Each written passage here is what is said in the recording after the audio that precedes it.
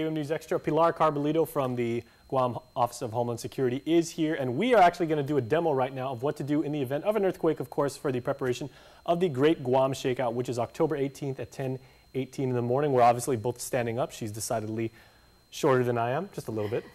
Okay, so Hello. Pilar, now we were talking about, in the earlier segment exactly how to do this, so I will be your guinea pig. Obviously, people out there watching on TV can't see, but there are lights all over the place. There's a lot of stuff that could fall on me right now if this were an earthquake. So what do I do? Your safest thing to do would be to drop, cover, and hold on under this desk. So this is perfect. So where earthquake's happening, we're going to drop to the floor. Now, do I get on my butt or do I get on my knees? Or your best thing to do is to get on your knees, and you're going to crawl under, And as you're doing this, you're holding on to your head. Okay. Your head. Correct. Looking down, chin down, and you're holding on. You're holding on. If this case, if it had a leg, you'd be holding on to that leg. Otherwise, it's your best protection would be both hands.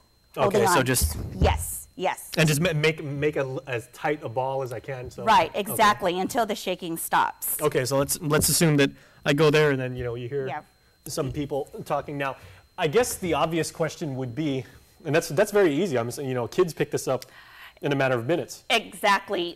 We've been doing a lot of drills with earthquake drills, and the kids know what happens when there's an earthquake. Drop, cover, and hold on. So the kids know automatically that they drop to the floor, cover their head, and they'd be holding on to their desk. So yes, most definitely the kids do know when there's an earthquake, what do? Drop, cover, and hold on. Okay, so how do we know when it's okay to come out? Obviously, the world stops shaking, and you might hear people talking. And how do you determine when it's okay to come out? Correct.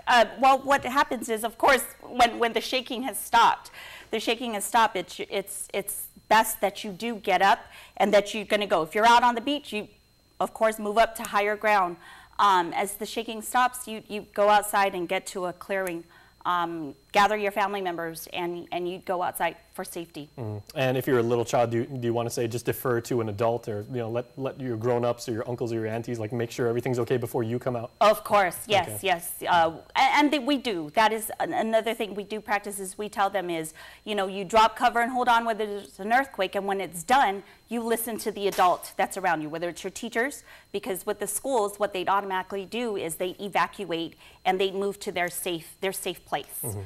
So same thing, if they're with their parents should automatically know where's their safe area within, whether it's their home, if they're at a shopping center, at the stores, then they would know where's the safe area to proceed to. Okay, so one more time just to illustrate this. So give me the instructions again just so I know. So all of a sudden the world starts shaking. I'm like, oh no. I remember what Pilar told me. I just want to make sure. So I drop, and then get down on both knees. Correct. And then cover as I'm doing it, and then just... Yes, cover. Yes, okay. And like I said, if there was a leg or something for you to hold on to, you'd hold on because the desk would be moving. Okay. But in this case, you drop, cover, and hold on. Okay, so I'm gonna still hold on. Stay tuned because KUAM News Extra will be right back, everybody. Thanks so much, Pilar, for your help.